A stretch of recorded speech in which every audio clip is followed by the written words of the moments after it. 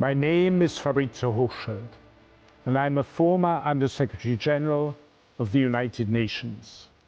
This year marks the 80th anniversary of the founding of the organization.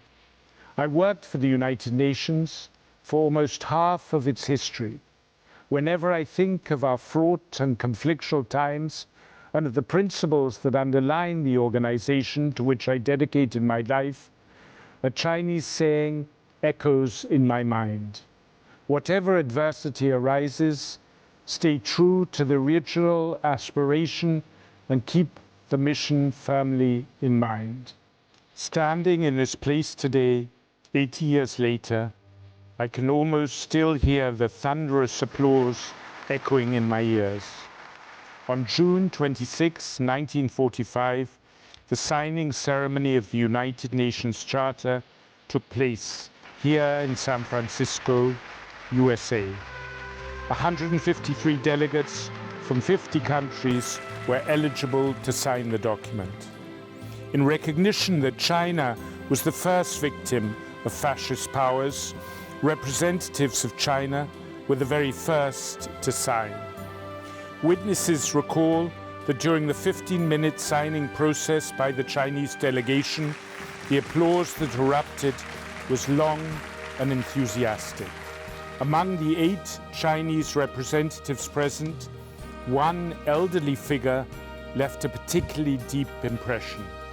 His scholarly demeanor and powerful calligraphy captured one of the most iconic moments in the history of the signing. He was Mr. Dong Bi-wu, the representative of the Communist Party of China, who signed on behalf of the people from the liberated areas.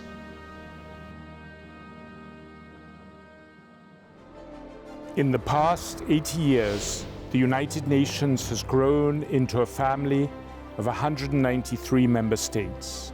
Yet the original mission, maintaining international peace and security, promoting development and human rights, has never changed, nor has the role of China, this Eastern power, both 80 years ago and today, which has consistently made important contributions to safeguarding world peace, advancing global development, and upholding multilateralism. China has played a major role in its contribution to the development of international law. China has made generous contributions to development, both through the UN and through South-South cooperation. China has built a prosperous society, lifting close to 800 million people out of absolute poverty.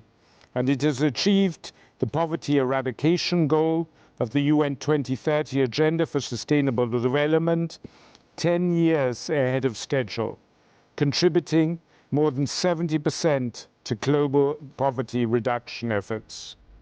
China has honored its obligations under the United Nations Framework Convention on Climate Change and announced a timetable and roadmap for achieving carbon neutrality. It has contributed, like no other nation on Earth, to the development of green energy technology.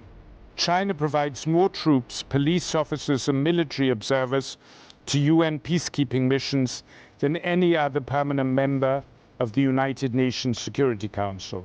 In my view, it is precisely this reality that makes the vision of building a community with a shared future for humanity even more valuable.